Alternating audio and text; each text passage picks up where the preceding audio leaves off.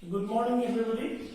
Today I have come up with lecture number 11, and in this lecture we will talk about extreme single particle model. So in the last lecture we talked about the shell model, and essentially what we have seen is we have taken a realistic potential of nucleons, which is Wood section potential, which is of the form as shown here, and the potential is given by V is equal to B naught 1 plus e to the power r minus r by a, and when you put the potential in the Hamiltonian, and if you solve the Schrodinger equation, you get the energy values, and if we draw the energy level diagram, it comes out like this. So SPP, so I am not writing the principal quantum number, I am just writing the J values. These suffix are J values, S, P, P, D, S, D, F, P, and so on. So you should remember all those energy levels in higher order.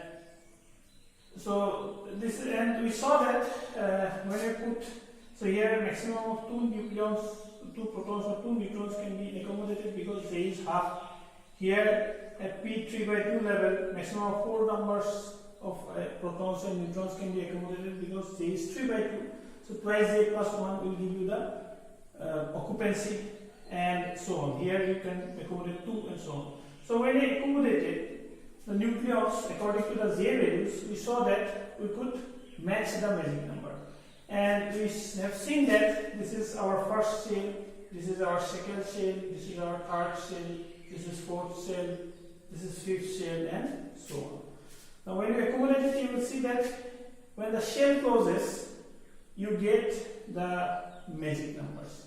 So therefore this model, or Wood section potential, is considered to be a realistic potential. So according to this potential, we will therefore from onwards accommodate the different energy levels in a nucleus, and where the nucleons can be placed or the nucleons can be accommodated.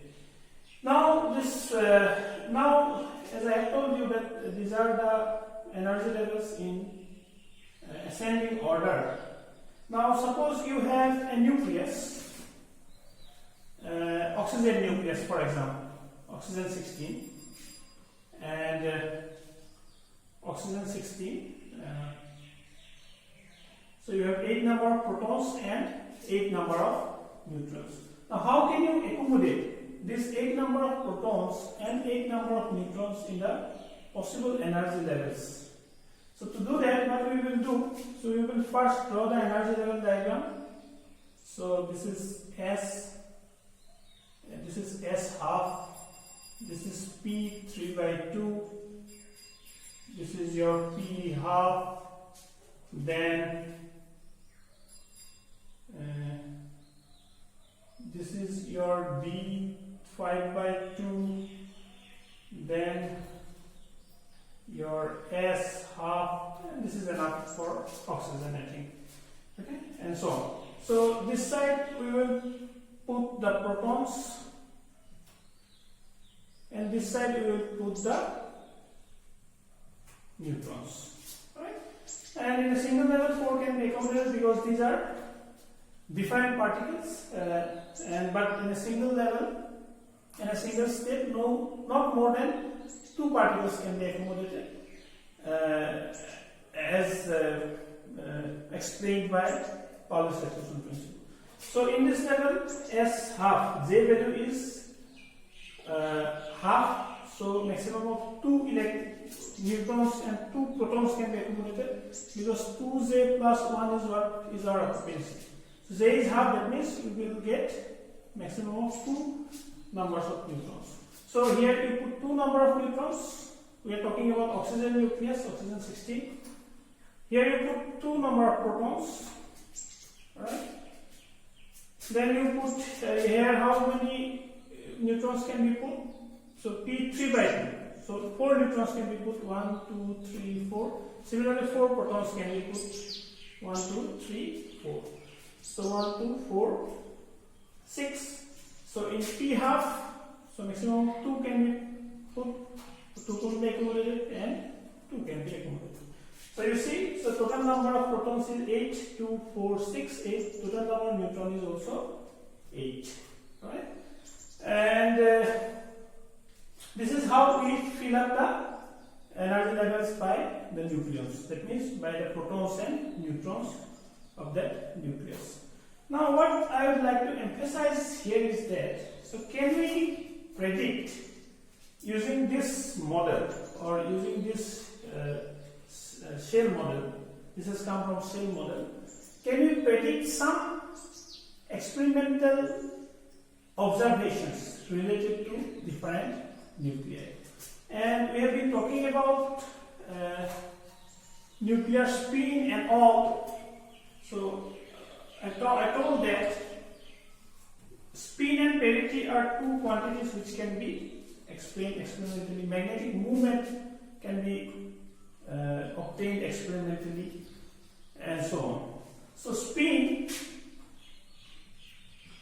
is and parity,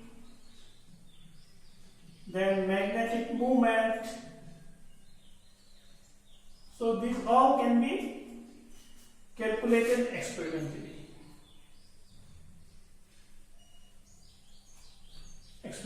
So we are talking about oxygen 16, 8, 8. Now, using this model, can we predict the spin, parity and magnetic moment of oxygen 16? Yes, we can predict, and we can predict correctly. Now see, here all the nucleons are paired.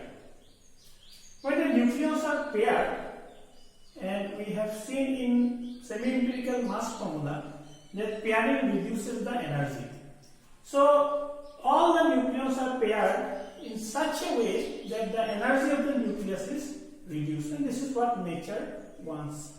Now look at these two nucleons. If one nucleon would spin up and another nucleon will spin down, if they pair, the energy will be reduced.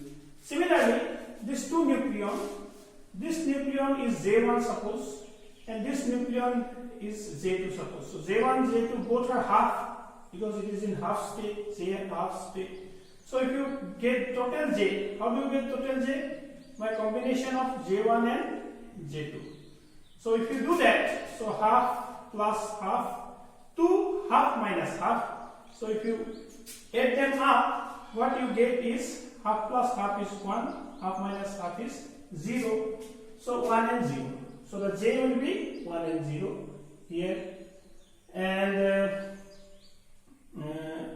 so this, so when you have J equal to 0, so the energy is reduced. So what I want to say is, if you have an even nucleus, in even nucleus, all the protons and all the neutrons are paired up in such a way that the energy of the nucleus reduces. So when pairing takes place, that means the total angular momentum is 0, because we take 0 is, it reduces the energy. So the total angular momentum J is 0.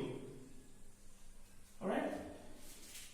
And that total angular momentum is nothing but, it is called spin.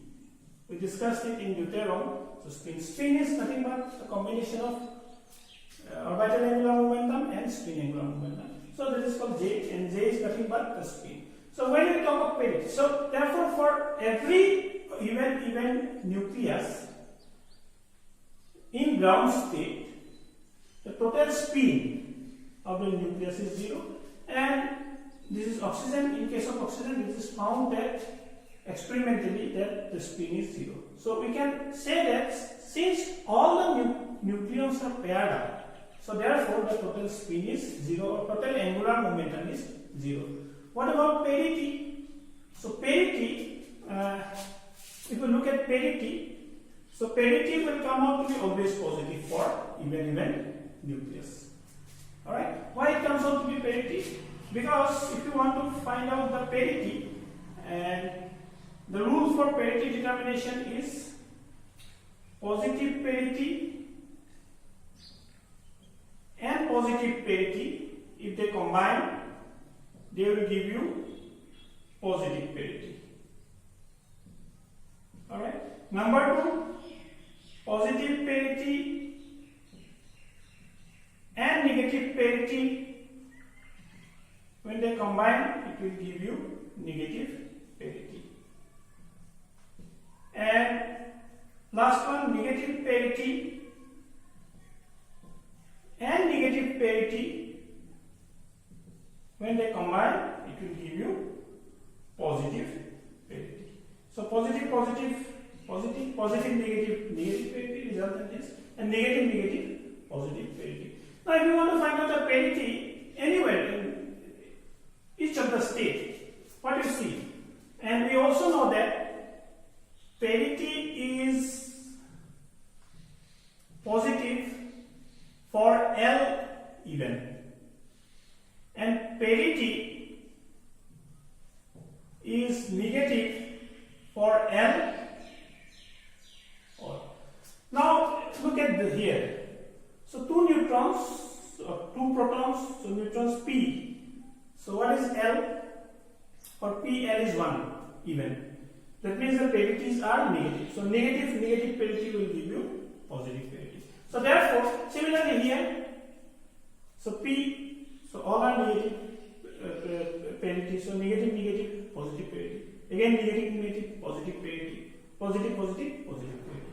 If you see here, S is equal to 0, for S, L is equal to 0, so 0 means even, so parity is positive. So we have to take both the neutrons, because we are talking about 2 neutrons here. So for this, parity is positive, for this also parity is positive.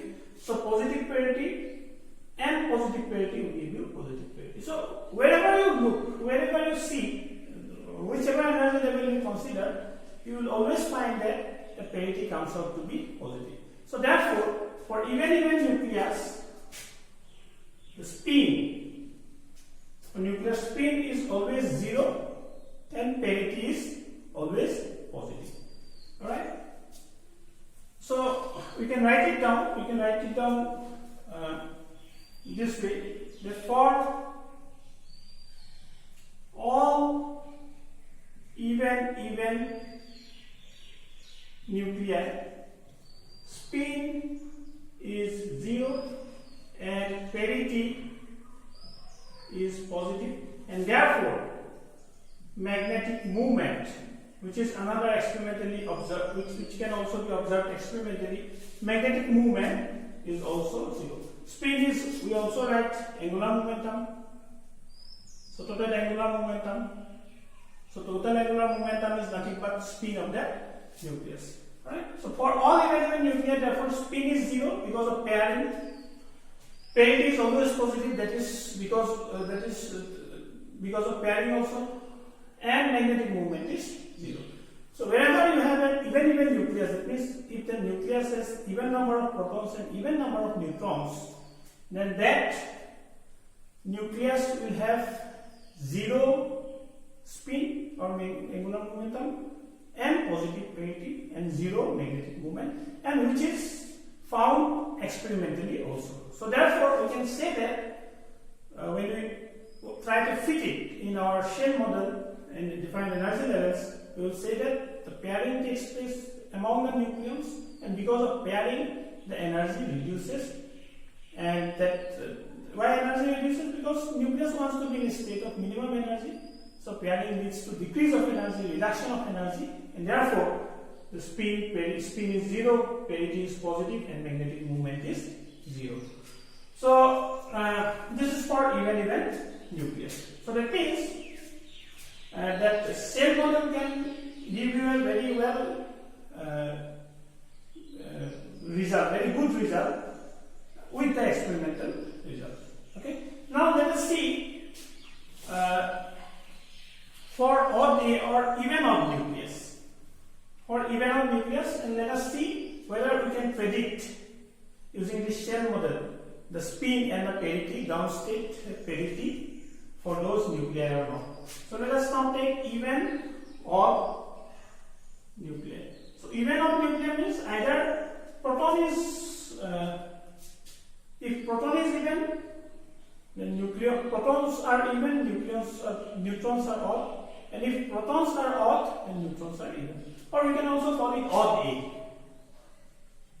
odd A nuclei. So let us discuss it with the help of an example.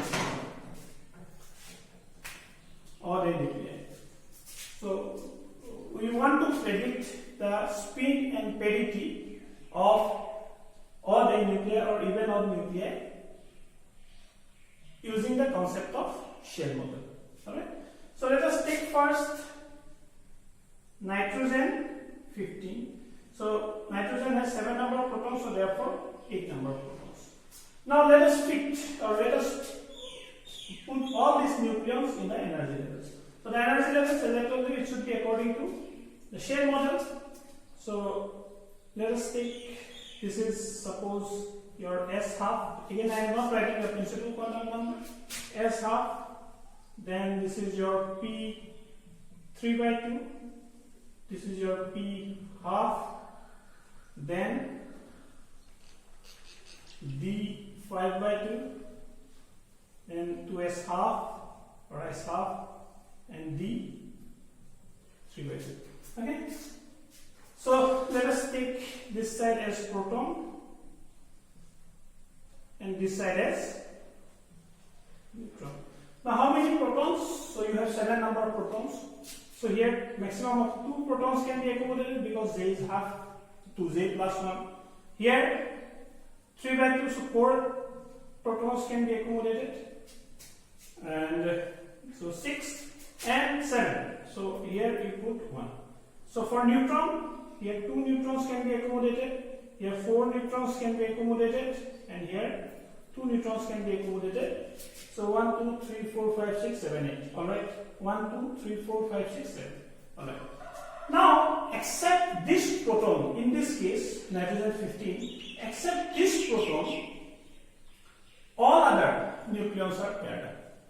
So when you see this, there are 2 nucleons, there are 2 protons, they are all paired up. Here 4, they are all paired up. Here also you have 2 neutrons, they are also paired up. But this proton is not paired up. Alright? So therefore, what we wrote in the very beginning, that we are talking about extreme single particle model. So therefore this proton is lonely. So since this proton is lonely, so according to that single particle model, what it tells you that this lonely proton, it may be neutron if the nucleus is like that. So this lonely nucleon, whether it is proton or neutron, that lonely nucleon will determine all the nuclear characteristics. That means the lonely nucleon determines the characteristics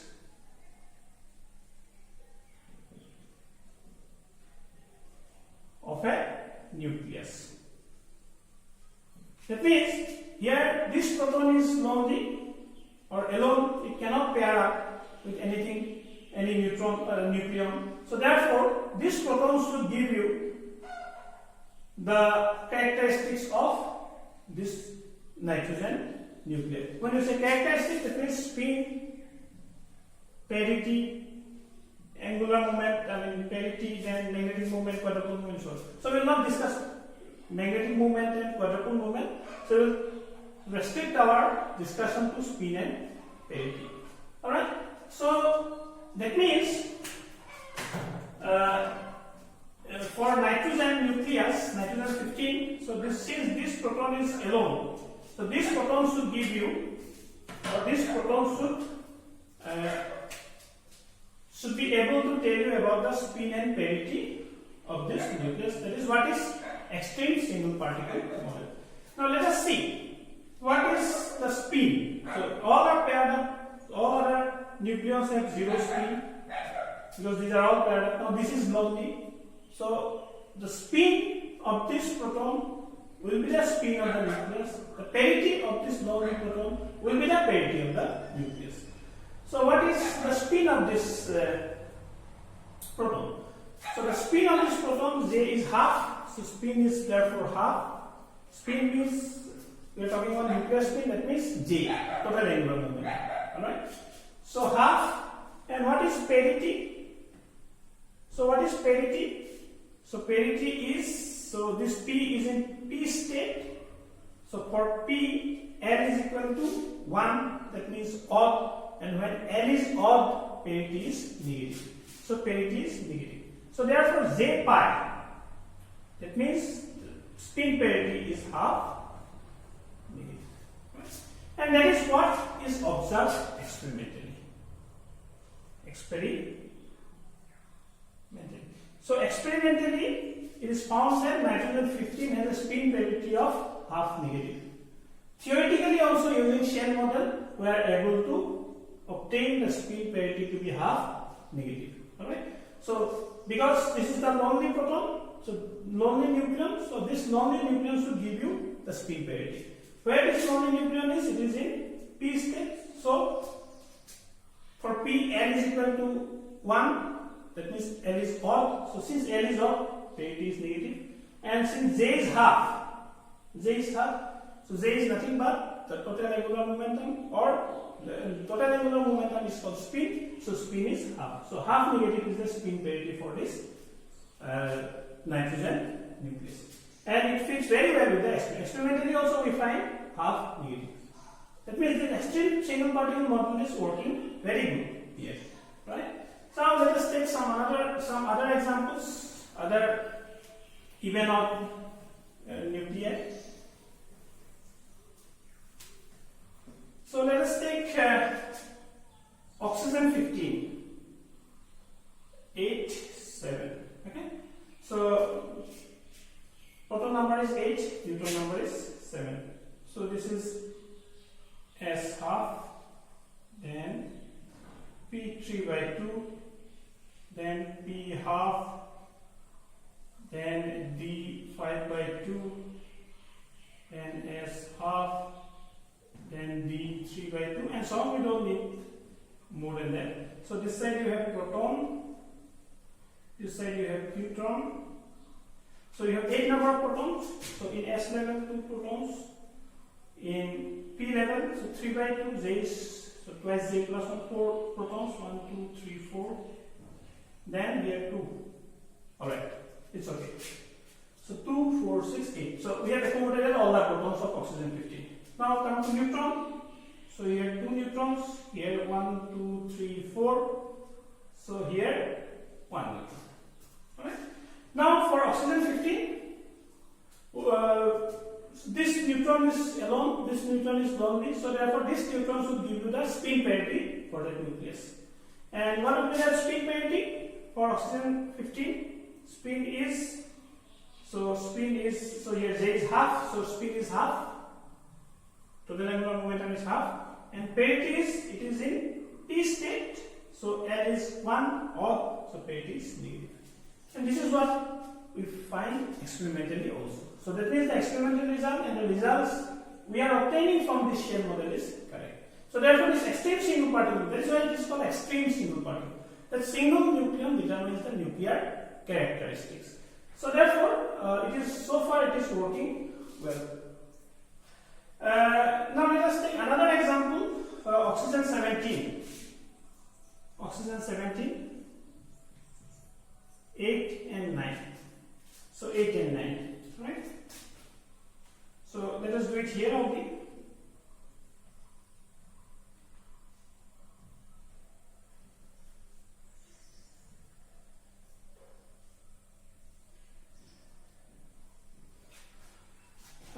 Oxygen, so 8 protons, so 2, here 3, 2, 3, 4, 5, here 2, so 2 to 4, 4, 8. 9 neutron, so neutron 2 here, 2, 3, 4 here, 2 here, so here. So 6 neutrons can be accommodated, but we have already 8, then 1. Alright? Now, therefore, according to single particle model, so this lonely neutron should give you the spin parity of the nucleus. So what is the spin of this nucleus? Spin is 5 by 2. Alright, 5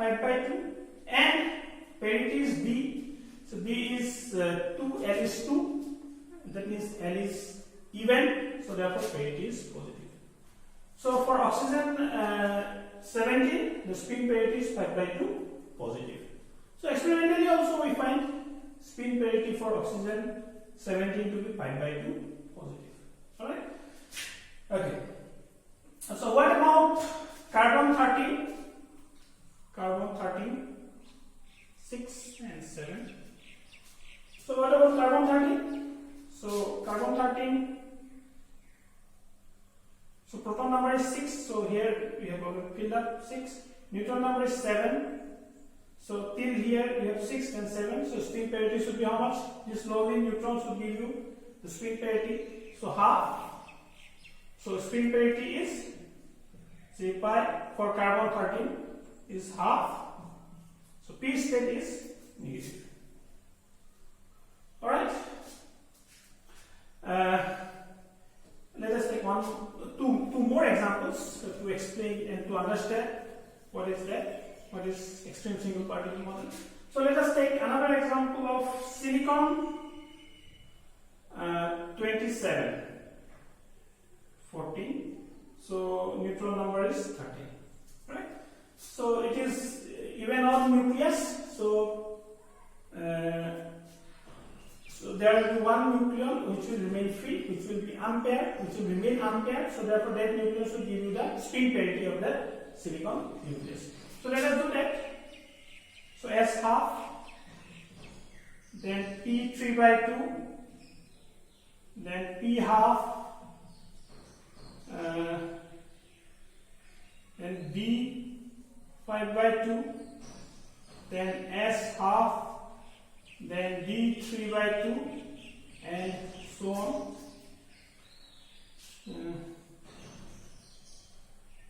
Then F 7/2, and so on. So this side we will put protons, this side we will put neutrons. So how many protons? 14. So here 2 protons can be accommodated as half. Here 4 protons can be accommodated. Here 2 protons. Here 6 protons, 5/2. 2, 3, 4, 5, 6. So 2, 2, 4, 6, 6, 8. 8, 6, 14. So we have also accommodated all the protons. Then neutron, 13 neutron. So here you have 2 neutrons. Here you have 4 neutrons. Here you have 2 neutrons, and then so 2, 4, 6, 8, and 5. 1, 2. So this is D 5/2. 1, 2, 3, 4, 5. Right? Now here you see these 4 neutrons are paired. Only this neutron are free. Here proton all 6 protons are paired because even protons, even number of protons. Here 4 neutrons are paired, but this neutron is free. So therefore, according to single particle model, this neutron should give you the spin parity of this silicon nucleus. So therefore, this nucleon, if you want to find out the spin parity, so this nucleon is at D 5/2, so spin is 5/2, this total angular momentum, and for D, L is equal to 2, which is even, so parity is positive. So therefore, for silicon 27, spin parity is 5/2 positive, and experimentally also we find that for silicon 27, the spin parity is 5/2 positive. Alright? Okay. So let us take one more example so that you can completely understand this. So nickel 61. Nickel 61, and you have here 28 number of protons and 33 number of neutrons. That means the lonely nucleon will be neutron, because neutron is odd. So let us do that. So this is your S half, P 3/2, and P half, then D 5/2, then S half, then D 3/2, then F 7/2,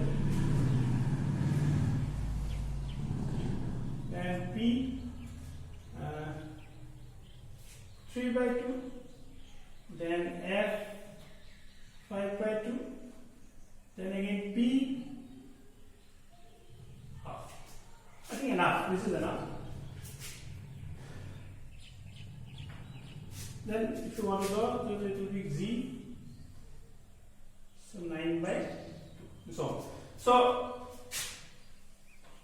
this side we have protons, neutrons. So how many protons? 28. 28 protons. Here you have 2 protons. Here 4, 2, 3, 4. Here 2. Here 6, 1, 2, 3, 4, 5, 6. Here 2. Here 4, 1, 2, 3, 4. Here 8.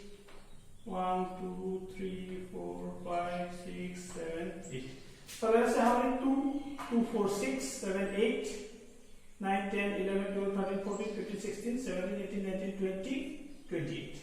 Right? So 28 protons have been accommodated. So let us talk about neutrons. So up to here, 1, 2, 3, 4, 5, 6, 7, 8. Up to here, we have 28 neutrons. Then here 4 neutrons. 28 plus 4. This lonely neutron should give you the spin parity of nickel 61. Now here we have to look at the different